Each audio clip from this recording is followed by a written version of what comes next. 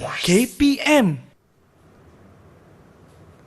Hai, Assalamualaikum dan salam sejahtera calon-calon SPM semua. Apa khabar? Harapnya semua sihat dan ceria selalu ya.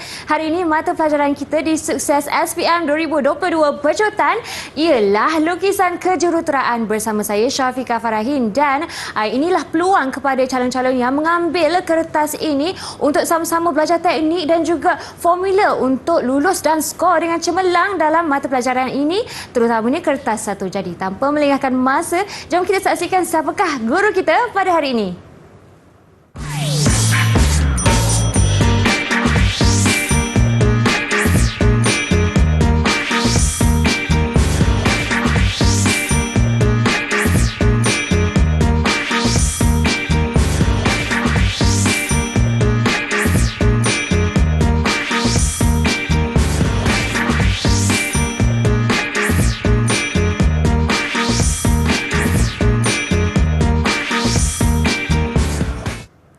Baiklah, itu dia guru kita pada hari ini, iaitu Cikgu Nizam. Hai Cikgu. Hai. Assalamualaikum. Assalamualaikum. Cikgu sihat hari ini? Sihat, Alhamdulillah. Okey Cikgu, sebelum kita mulakan dan mengulang kaji berkenaan lukisan kejuruteraan kertas 1, ingin saya mempersilakan jurubahasa isyarat kita pada hari ini, iaitu Cikgu Nur Ilda Kamaruzaman dari IPG Kampus Ilmu Khas Kuala Lumpur. Hai Cikgu Ilda, sihat ke Cikgu?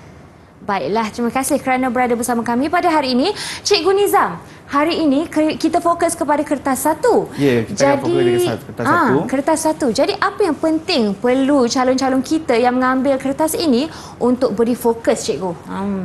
Untuk nak beri fokus ataupun nak skor kertas 1, murid-murid perlu kuasai semua topik. Semua topik ya. Jadi calon-calon yang mengambil kertas ini, silakan untuk sediakan diri anda untuk sama-sama kita menulis nota apa yang nak disampaikan oleh Cikgu Nizam. Cikgu, silakan. Okey, terima kasih Fika.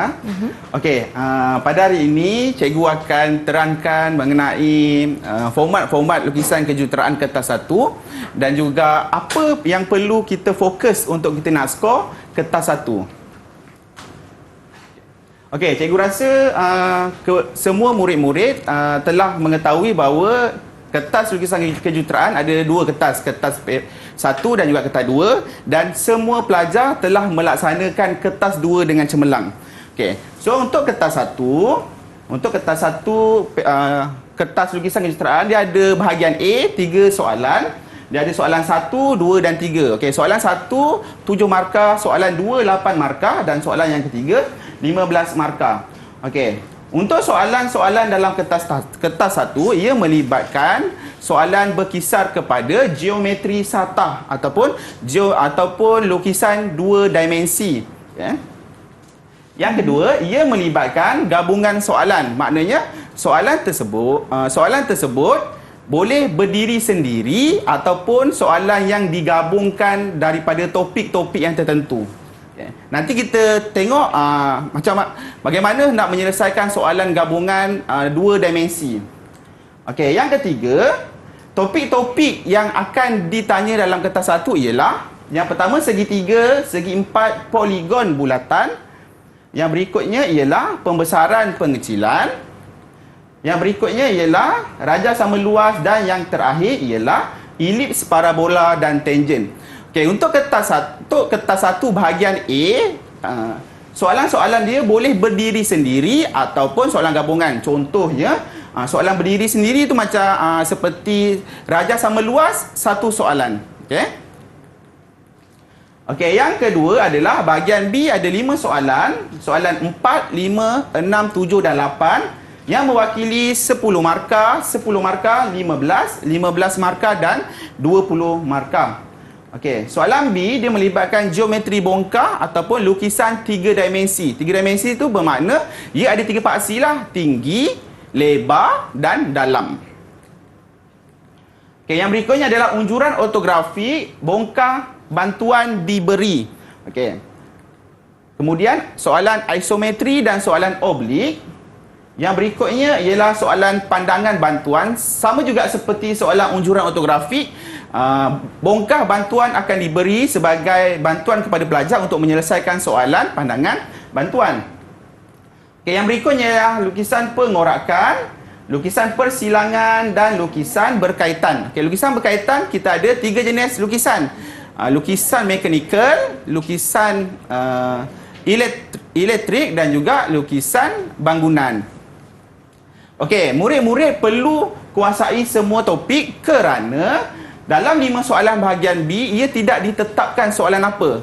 Okey.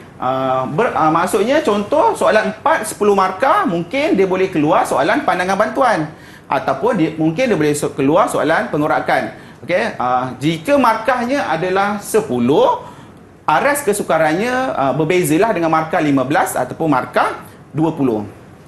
Okey, so setakat itu saja untuk format kertas lukisan kejuruteraan kertas 1. Sebentar lagi kita akan lihat bagaimana nak menyelesaikan soalan bahagian A dan bahagian B. Baiklah Cikgu Nizam, terima kasih. Itulah sedikit sebanyak format bagi kertas 1 lukisan kejuruteraan dengan kod 3759 dan banyak lagi yang kita nak belajar untuk skor dalam bahagian A dan juga bahagian B bagi kertas ini. Tapi sebelum itu kita akan berhenti berehat seketika dan kembali selepas ini di Sukses SPM 2022 Pecutan. Didik TV KPM. Didik TV KPM. Baiklah calon-calon SPM 2022, hari ini mata pelajaran kita bagi Sukses SPM 2022 Pecutan ialah lukisan kejuruteraan kertas 1. Dan untuk bahagian ini kita akan fokus kepada bahagian A yang Cikgu Nizam telah pun sebut terdiri daripada geometri satak, 2D, gabungan soalan, segitiga, segi empat, poligon bulatan, pembesaran pengecilan, rajah sama luas, elips, parabola, tangen. Jadi Cikgu Nizam antara semua ni boleh keluar mana-mana soalan yang dia terlibat. boleh keluar mana-mana, tak ada spot lah. Okey, jadi untuk soalan pertama, apa yang kita akan fokus? Okey, soalan pertama kita akan fokus kepada soalan yang berdiri sendiri. Maknanya dia tidak digabungkan dua topik dalam satu soalan. Okey, cikgu silakan. Okey. Okay, so cikgu harap murid-murid dapat berikan sepenuh perhatian untuk kita lihat contoh-contoh dan cara penyelesaian soalan bahagian A. Okey. Kita tengok soalan yang pertama. Okey, soalan pertama ni adalah soalan rajah sama luas, satu bab. Bab rajah sama luas, dia keluar satu soalan berdiri sendirilah. Okey, rajah menunjukkan segi empat ABCD. Okey, bina satu segi empat tepat dengan ketinggian 75 mm dan mempunyai luas yang sama dengan segi empat tersebut. Okey, untuk menyelesaikan soalan rajah sama luas, pelajar perlu mengingat murid-murid perlu mengingat perubahan bentuk daripada poligon pergi ke segitiga, daripada segitiga pergi ke segi empat, daripada segi empat dia boleh pecah kepada dua. Yang pertama, segi empat ke segi empat sama. Yang kedua, daripada segi empat tepat pergi ke segi empat tepat yang berbeza. Okay. So kita tengok kaedahnya. Okey, yang pertama adalah kita akan panjangkan tapak. Okey. Yang kedua, kita buat garisan selari daripada DB dan juga daripada A. Okey. So, dua garisan objek itu akan mati dan akan dapat satu garisan pengganti. Okey, sekarang segitiga kita dah dapat. Okey, sekarang kita dah dapat segitiga. So, perubahan bentuk berikutnya adalah daripada segitiga kepada segi empat tepat. Segi empat tepat, perubahan ini ada format ataupun ada formula yang murid-murid perlu ingat. Okey, yang pertama adalah tapak segi empat sama dengan tapak segitiga. Manakala tinggi segi empat adalah separuh daripada tinggi segitiga. Maksudnya adalah kita perlu bahagikan tinggi segitiga dahulu kepada dua bahagian. Kita akan buat garis renjang ataupun kita akan buat garis tengah lah. Okey, so kita dapat tinggi segitiga. Tinggi segitiga kita dah dapat. Yang kedua, kita perlu mencari tapak bagi segi empat tepat yang berikutnya lah. Formula dia tadi adalah tapak segitiga sama dengan tapak segi empat. So tapak segitiga tu kita bawa naik saja. Okey. So kita dapat segi empat kita. Okey, segi empat kita dah dapat. Okey, yang kedua, dia minta perubahan daripada segi empat tepat kepada segi empat tepat yang dinaikkan tinggi. Dia ibarat seperti belon. Kalau kita ada satu belon tu ada ketinggian dan tapak dia, kemudian belon tu kita kompreskan dia. Rasa-rasa apa jadi kepada tapak dia, Fika? Dia akan ke bawah, cikgu. Dan lagi... maknanya belon bila kita kompres, tapak dia akan mengecil lah. Tapaknya betul, akan cikgu. berkurang. So tingginya Tingginya lagi tinggi, cikgu. tingginya akan naik. So pelajar murid-murid perlu ingat konsep belon saja. Jika perubahan daripada segi empat tepat kepada segi empat tepat kepada segi empat tepat yang diberi tinggi. Okey. So cikgu akan naikkan tinggi. Okey. Ini juga formula yang perlu murid-murid ingat. Maksudnya tinggi baru tapak lama selari dengan tinggi lama tapak baru. Okey, yang atas tu adalah tinggi baru, jaraknya adalah 75 mm. Okey, kita dapatkan tapak lama, kemudian kita sambungkan tinggi baru tapak lama. Kita selarikan dengan tinggi lama tapak baru. Okey. So, yang itu tinggi lama, yang kat bawah tu adalah tapak baru. So kita dapat tapak, kita dapat tinggi, kita boleh buatlah segi empat tepat kita yang baru tu. Naikkan tapak dia, tinggi dia naikkan. Okey. So kita dapatlah tapak segi empat tepat yang baru dan juga tinggi. Okey, kalau Fika tengok, perubahannya adalah mula-mula segi empat tepat tu dia baring. Betul. Kemudian segi empat tepat tu dia Menegak. berdiri pula Berdiri, kan. Dia berdiri pula. So itu adalah perubahan-perubahan yang perlu murid-murid kuasai. Okey, yang berikutnya kita akan tengok soalan yang kedua. Soalan yang kedua ini ialah soalan gabungan topik. Okey, yang pertama dia melibatkan topik heksagon dan juga dia melibatkan topik segitiga dan juga dia melibatkan topik pembesaran dan pengecilan. Dalam satu soalan ada 3 topik yang berbeza. Inilah tadi yang cikgu maksudkan soalan gabungan antara topik. Okey. Topik apa yang digabungkan itu terpulang kepada pembina soalan itulah. Kita sebagai murid-murid kena kuasai topik-topik dalam bahagian A. So, soalannya adalah Rajah 2 menunjukkan satu pencontoh A, B, C, D dan E. Lukis semula pencontoh itu mengikut skala saiz penuh kedudukan baru bulatan dan garisan AB adalah seperti yang ditunjukkan. Okey, soalan yang kedua, besarkan pencontoh mengikut nisbah 4:3. Okey. So, yang pertama sekali kita akan menyelesaikan soalan heksagon lah. Heksagon tu adalah daripada EABC, ia adalah separuh heksagon. Keseluruhan heksagon ada 6 sisi. So, konsep nak buat heksagon adalah dia akan membina segitiga sama sisi. So kita akan dapatkan pusat, kemudian kita akan buat bulatan. So bila kita buat bulatan, AB itu ialah sisi heksagon sekata. Maksud sekata ialah setiap sisinya sama. So kita dah dapat satu sisi, AB tu ialah sisi heksagon. So kita boleh dapat lagi sisi kiri dan sisi kanan dengan cara mengambil jarak dan pindahkan pada lilitan bulatan yang murid-murid bina. Okey, so kita dapat satu, kita dapat satu. So kita dah selesai melakukan heksagon sekata, separuh heksagon sekata. Yang kedua, kita akan menyelesaikan soalan segitiga. Soalan segitiga adalah daripada CDE. Okey, CDE. Apabila melibatkan segitiga, murid-murid perlu tahu bahawa itu adalah segitiga sudut puncak 90 darjah. Okey, so jika segitiga sudut puncak 90 darjah bermakna segitiga tersebut perlu berada di dalam separuh bulatan. Okey, perlu berada dalam separuh bulatan. Untuk soalan ini, murid-murid tidak perlu buat bulatan baru kerana pusat bulatan itu dia sama dengan pusat bulatan heksagon. Okey, pusat bulatan segitiga sama dengan pusat bulatan heksagon. Just kita cuma ambil sahaja jarak DE. Ambil jarak 50 dan kita akan silangkan pada lilitan bulatan. Itu adalah titik E. Maaf, itu adalah titik D dan kemudian kita garislah jawapannya. So, pencontoh ABCDE itu kita dah dapat. Okey, pencontoh ABCDE itu kita dah dapat. Kemudian kita pergi ke soalan yang kedua. Besarkan pencontoh mengikut nisbah sisi 4:3. Okey. So, untuk nak menyelesaikan soalan pembesaran dan pengecilan, murid-murid perlu tahu yang pertama pusat pembesaran, yang kedua skala, yang ketiga garis pancaran, yang keempat titik image dan titik objek. Okey, jangan keliru titik image dan titik objek. Okey. Yang pertama, cikgu akan buat skala lah. Cikgu akan buat skala. Kenapa cikgu buat di A? Sebab cikgu memilih A itu sebagai pusat pembesaran. Skala perlu dibuat pada pusat. Okey, permulaan dia mesti daripada pusat. So, cikgu akan buat 4 skala.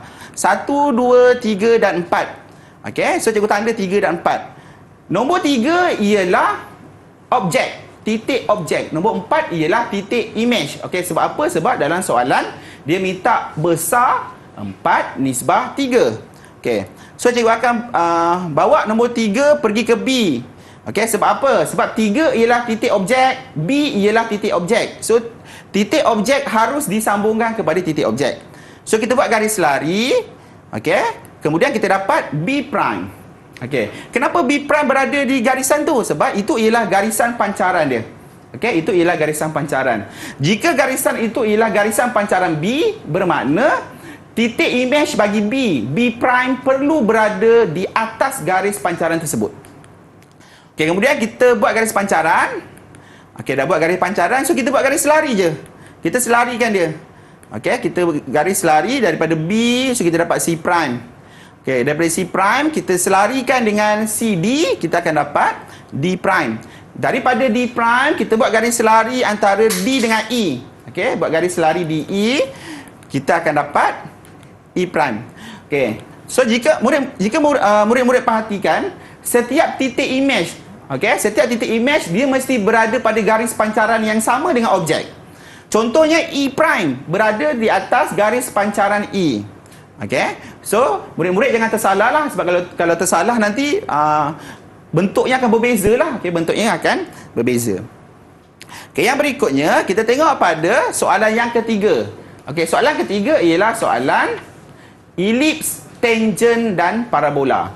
Okey. Raja 3 menunjukkan satu pencontoh A, B, C, D, E, F dan G. B, C, D, E dan F adalah titik-titik tangent. GS adalah paksi simetri bagi separuh parabola. Okey. Dalam soalan ni, dia tidak beri kita starting point. Okey, maksud starting point itu adalah dia bagi pusat parabola ke, dia bagi satu center ke, dia tak bagi. So maknanya murid-murid boleh buat kat mana-mana.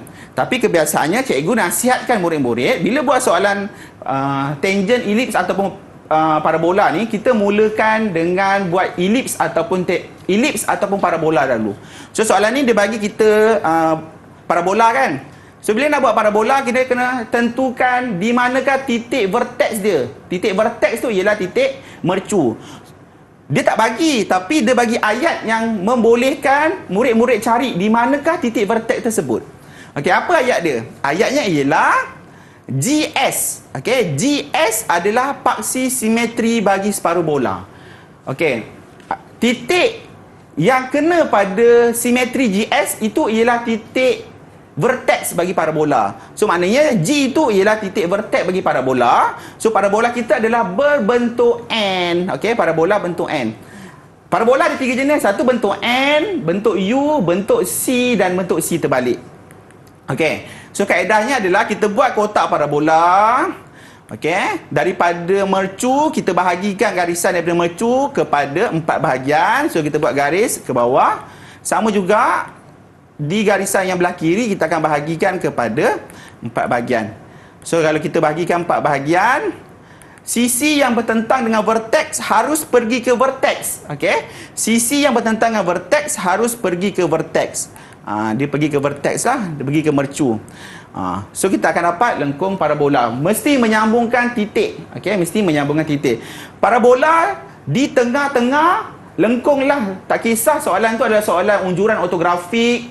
Janji murid-murid nak buat lengkung, di tengah mesti ada 3 titik. Okey, di tengah mesti ada 3 titik supaya lengkung yang kita dapat tu, kita dapat lengkung yang cantik, yang smooth. Okey. Okey, yang berikutnya, bila parabola dah selesai, murid-murid perlu membuat bulatan asas. Okey, maksud bulatan asas ni ialah bulatan tu dalam soalan kita tahu di mana kedudukan pusat, kita tahu berapa jejari dia. Okey. So dalam soalan ni kalau kita perhatikan, dia ada 3 jenis bulatan yang diketahui pusat, diketahui jejari. Bulatan pertama adalah bulatan J30, bulatan yang kedua adalah bulatan J20 dan bulatan yang ketiga adalah bulatan J25. So kita buat dulu bulatan asas tu. Okey. Murid-murid mesti terfikir, cikgu, macam mana kita tahu kedudukan dia? Dia ada bagi jarak tu. Dia ada bagi jarak-jarak tu kan. So kamu bermainlah, okey. Murid-murid perlu bermain dengan jarak tu. Daripada titik G pergi ke kanan 65, bawa ke bawah 55, dapat pusat J30. Murid-murid perlu tahu macam mana kita nak dapatkan center-center tersebut. Okey. So sekarang 3 bulatan asas tu kita dah dapat. Barulah kita menyambungkan 3 bulatan asas itu menggunakan garisan bertangen ataupun menggunakan bulatan bertangen. Okey, perhatian kepada soalan. GE ialah garisan bertangen. So kita akan buat pusat ke pusat, kita sambung, kita cari center, kita buat semicircle. Buat semicircle, kemudian di bulatan yang besar kita akan buat bulatan ketiga, jaraknya adalah R besar tolak R kecil. Maknanya bulatan ketiga itu jaraknya adalah 10. Okey, so kita dapat titik X kat situ. Titik X ialah titik persilangan antara bulatan ketiga dengan semicircle. So kita buat garisan. So kita selarikan kiri dan kanan. So automatik kita dapat titik G. Kita dapat titik E, titik F dan titik G. Okey. Soalan tangent dia special sikit sebab kebanyakan murid-murid dia tak akan buat teknik. Contohnya garisan FE tu kan, dia letak je pembaris, janji kena kat ujung dia terus garis. Dia beranggapan betul tapi sebenarnya salah kerana tekniknya tak ada. Okey, dia tak ada pakai kaedah, dia cuma pakai kaedah agak-agak je. Okey, dalam lukisan kejuruteraan pelajar murid-murid tak boleh menggunakan kaedah agak-agak je lah. Agak-agak je lah jarak dia. Tak boleh. Dia mesti ada exactly titik yang kita dapat daripada kaedah yang kita gunakan. Okey, yang berikutnya kita tengok DC. Kita tengok lengkung DC. Okey, DC tu adalah menyambungkan bulatan J30 dengan bulatan J25. Okey, dua bulatan J30 dengan bulatan J25 itu disambungkan menggunakan bulatan. Dia tidak menggunakan garisan. Okey. Okey, itu bentuk bentuk tengkorak. Okey. Bulatan menyambungkan bulatan ada 3 bentuk. Yang pertama bentuk tengkorak, yang kedua bentuk Mickey Mouse dan yang ketiga bentuk Mickey Mouse tu dah kiok. Dia dah mati, dia jadi tengkorak. Oh, macam tu. Dia jadi macam itulah. Okay. Sekarang ini sebab bulatan kecil tu, okey, bulatan J30 dengan bulatan J25 tu dia berada di dalam bulatan besar. So bulatan kecil tu jadi bata lah, jadi mata tengkorak tu. So kita akan menggunakan pusat J25 dan menggunakan pusat J30 sebagai rujukan kita untuk dapatkan pusat J80. So kita akan buat tolak J80 tolak J30, buat satu lengkung, kemudian J80 tolak J25, buat satu lengkung, kita gariskan daripada pusat ke pusat dapat titik D, gariskan pusat ke pusat dapat titik C. So kita buat lengkung. Okey. Kenapa J80 kena tolak dengan J25 ataupun J80 tolak dengan J30, cikgu? Sebab itu bentuk tengkorak kan. Tengkorak ni biasa kita kaitkan dengan sesuatu benda yang negatif. Okey, sesuatu benda yang tolak. So kita tolak lah. Okey, kalau dia bentuk Mickey Mouse, ada telinga Mickey Mouse di kiri kanan, kita jumpa Mickey Mouse, kita gembira. So dia melibatkan sesuatu yang positif, so tambah. So kalau bentuknya adalah bentuk telinga Mickey Mouse, kita kena tambahkan dia. Okey. Okey, kemudian kita buat JX. Okey, nak buat JX adalah dia dah bagi titik B, jaraknya adalah 10. Okey, daripada A dengan B kita buat garis renjang. Kemudian daripada pusat J25 pergi ke titik B, gariskan sampai bersilang dengan garisan serenjang tersebut. Maknanya itu ialah center bagi JX. Okey, so kita buat JX. Okey, kita buat JX. Okey, so sekarang ini dah settle untuk soalan tangent. Cuma untuk soalan tangent ni, cikgu perlu titik beratkan adalah yang pertama, titik tangent. Kebanyakan murid-murid dia tak mencari titik tangent tu. Dia hanya assume, dia hanya mengagak. Okey, titik tangent tu berada di mana? Titik tangent berada di FE. Dalam soalan dia akan bagi tahu titik tangent berada di mana. Kalau saya baca balik soalan, dia kata B, C, D, E, F. Ialah titik tangent. Maknanya itu adalah titik yang tak boleh diagak, mesti cari. Okey, kita tengok dahulu FE.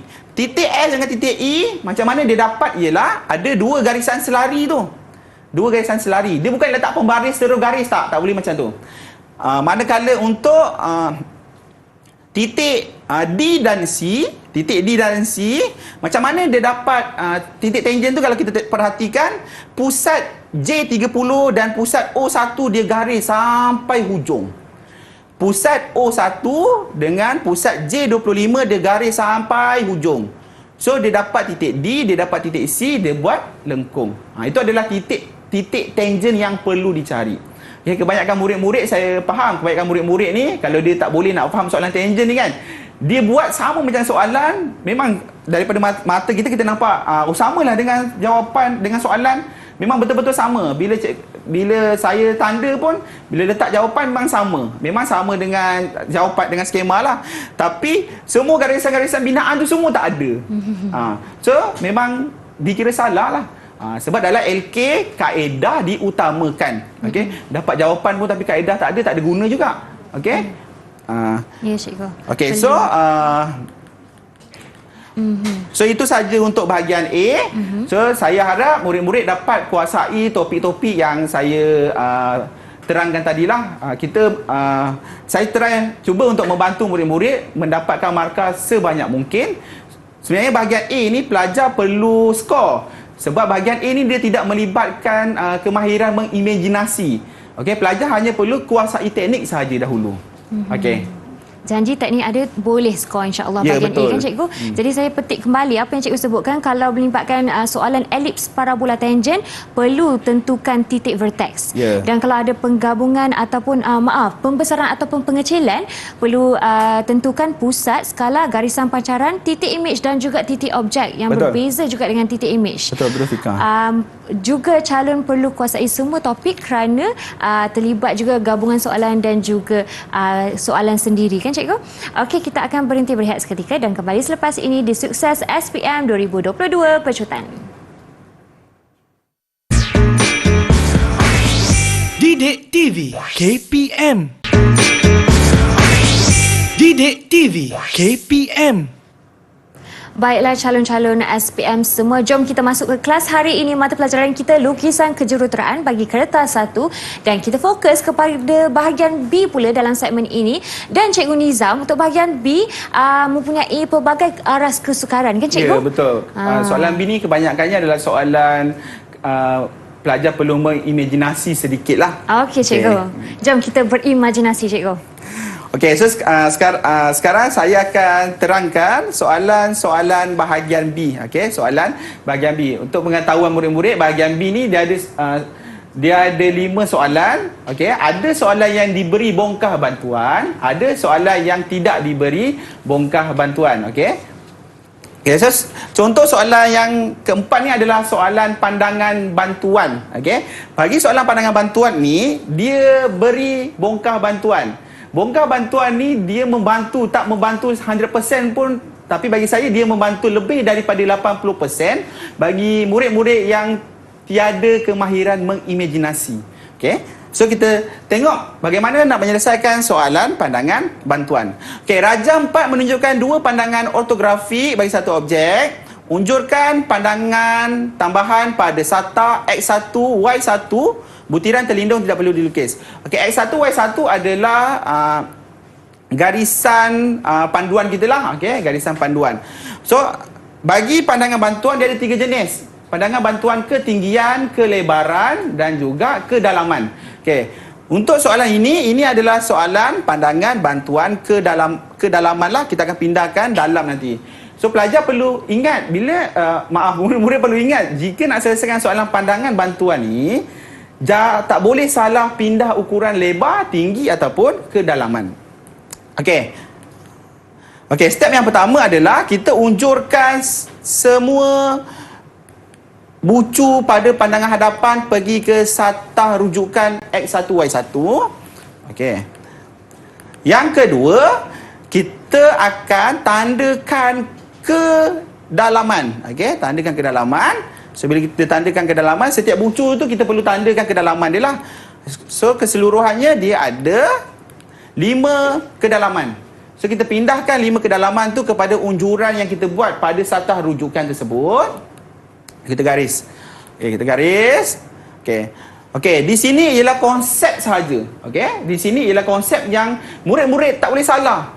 Kalau salah rugi. Okey, yang pertama ialah garisan unjuran ke satah rujukan wajib 90 degree. Okey, murid-murid kena ingat tu. Daripada garisan rujukan X1, Y1 ke garisan unjuran. Okey, dia perlu 90 darjah. Kalau buat selain daripada 90 darjah tu, jawapan kamu nanti akan ada masalah lah. Okey, yang kedua, tak boleh pindah salah. Tak boleh pindah ukuran yang salah. Okey, murid-murid tak boleh pindahkan ukuran yang salah. Maksud cikgu, soalan ni dia minta kita pindahkan ukuran kedalaman. Okey? Jangan pindahkan ukuran ketinggian pula. Nanti langsung kamu tak boleh dapat titik-titik dia. Okey, yang berikutnya adalah kita akan label pada bongkah dan juga kita labelkan pada pandangan. Okey.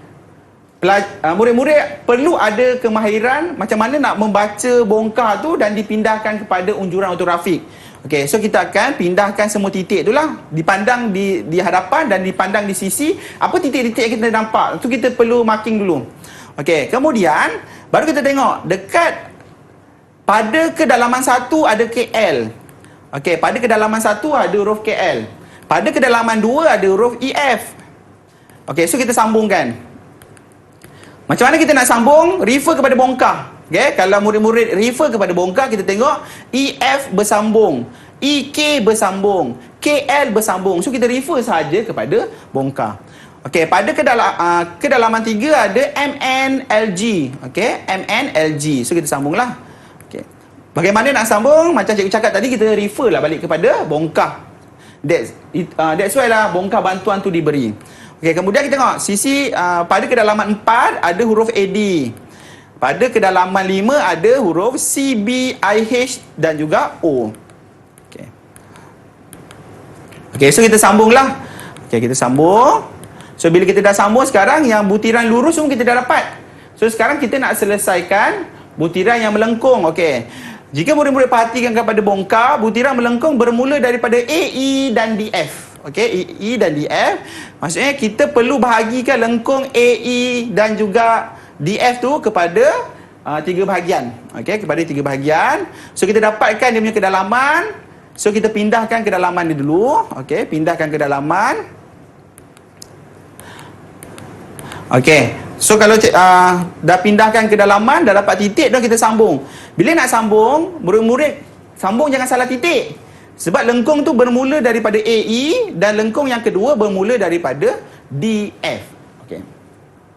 So sekarang kita proceed kepada soalan yang berikutnya, soalan 3 dimensi juga, okey, iaitu soalan pengorakan jejari. Okey. Bagi soalan pengorakan jejari ni, bongkah bantuan tidak diberi. Okey, so jika bongkah bantuan tidak diberi itu, pelajar perlu mengimajinasi sedikit ataupun pelajar perlu, untuk soalan ni pelajar perlu tahu yang di mana kedudukan puncak, kedudukan tapak dan juga kedudukan sisi pada kedua-dua pandangan. Okey.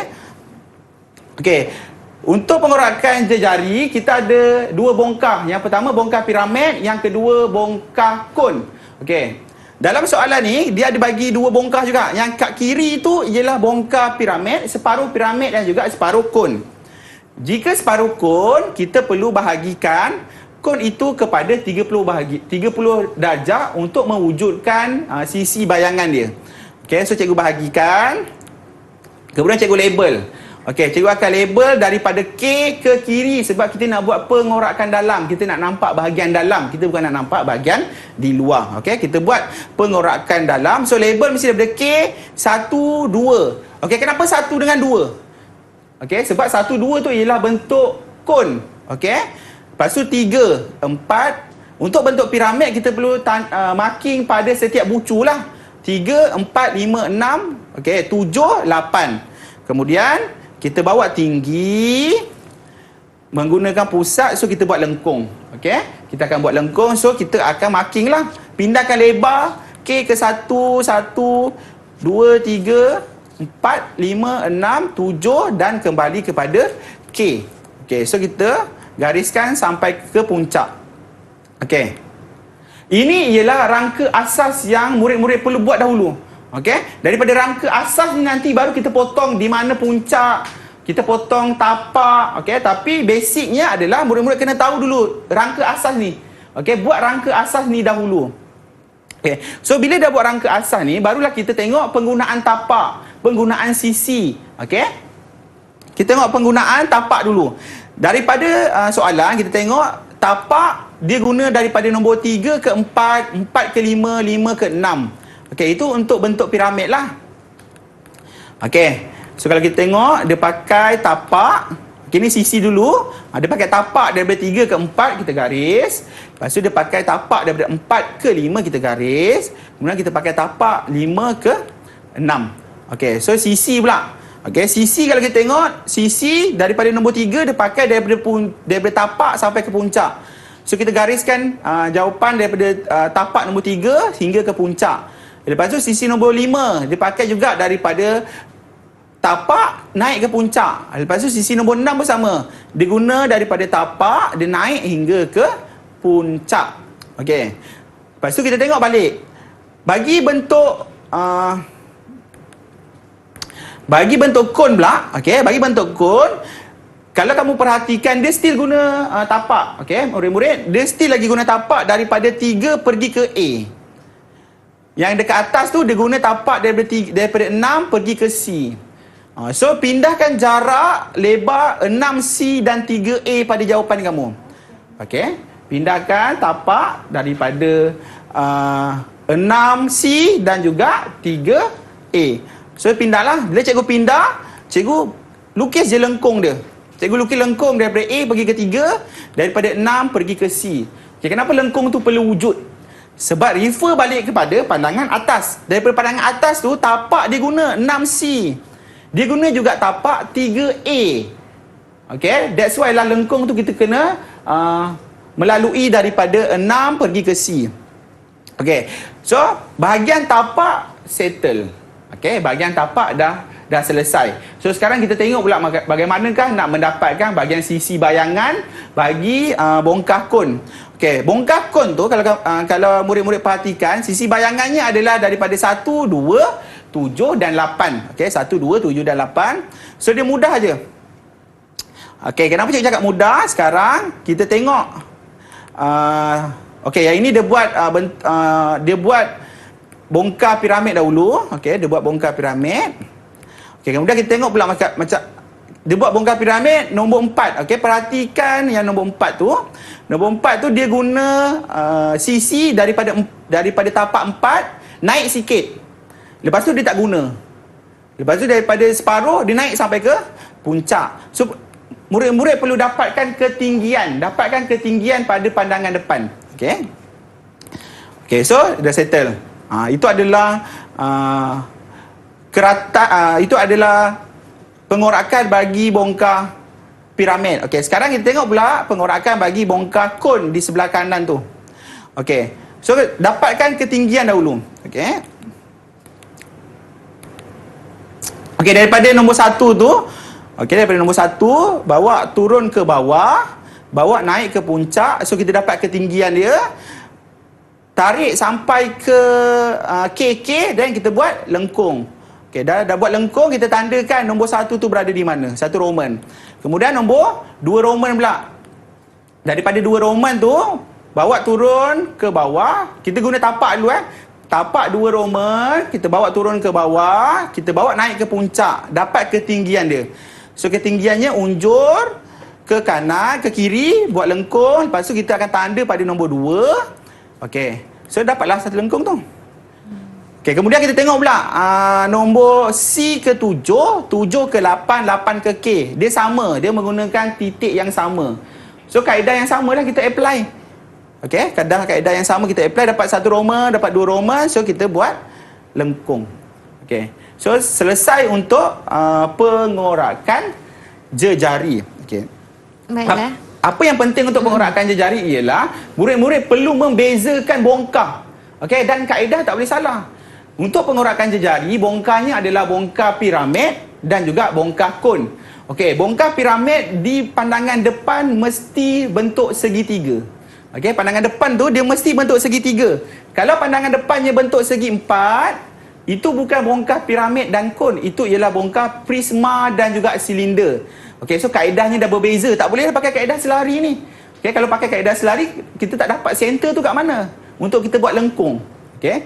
So yang pertama, kaedah tak boleh salah, okey. Yang kedua, pindah lebar. Okey, pindah lebar. Pindah lebar ni kalau tanya pendapat cikgu lebih suka guna ambil satu lebar. Cikgu tak guna one for all. Cikgu tak guna satu lebar untuk banyak tempat cikgu tanda. Setiap satu tempat cikgu tanda. Ambil ukuran satu tempat, cikgu tanda. Ambil ukuran satu tempat, cikgu tanda. Cikgu tak ambil satu, cikgu tanda 1, 2, 3. Sebab dekat setiap kamu tanda tu agak ada error dia lah. Okey. So, saya rasa itu maklumat-maklumat yang penting untuk menyelesaikan soalan pengorakan jejari. Jadi sedikit berbeza ya soalan ni dengan soalan sebelumnya kerana arah kesukarannya melibatkan tiada bongkah bantuan. Betul. Dan yang penting Cikgu Nizam sebutkan tadi perlu ada dan tentukan kedudukan puncak, tapak dan juga sisi dan kena ada rangka asas kan Cikgu? Betul. Okey, murid-murid semua. Okey ke? Setakat ini kalau tertinggal boleh sahaja layari laman sesawan kita YouTube di Didik TV KPM untuk mengikuti kembali segmen kali ini. Tapi sebelum kita teruskan, kita akan berhenti berehat seketika dan kembali selepas ini.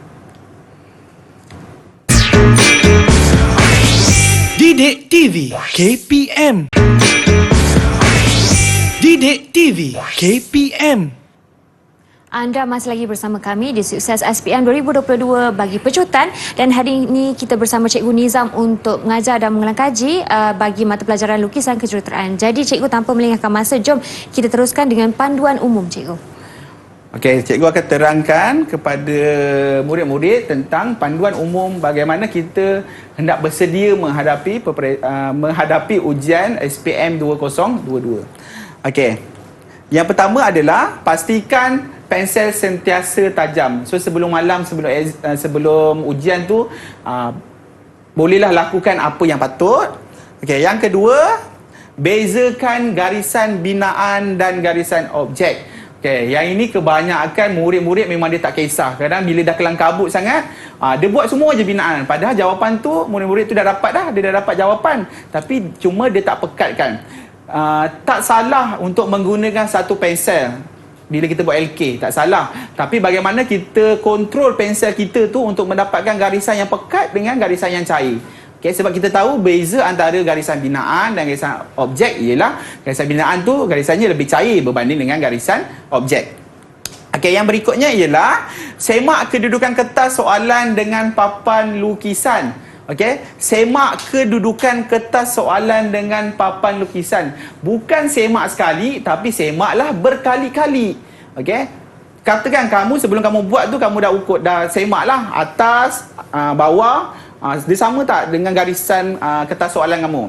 So bila dah tengah-tengah kamu buat tu kan, tolong semak sekali lagi. Saya rasa tak ambil masa yang lama. Okey, murid-murid boleh gerakkan kamu punya T-square tu ke atas, gerakkan T-square kamu ke bawah, tengok sama. Dia align tak dengan garisan kertas soalan kamu?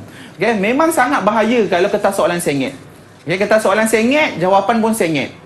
Okey, so bila jawapan sengit nanti akan efek kepada pemakahan nantilah. Okey, so pastikan janganlah kamu cek sekali. Kalau boleh murid-murid ceklah. Tengah-tengah buat tu cek sekali, lepas tu dah hujung tu cek sekali lagi.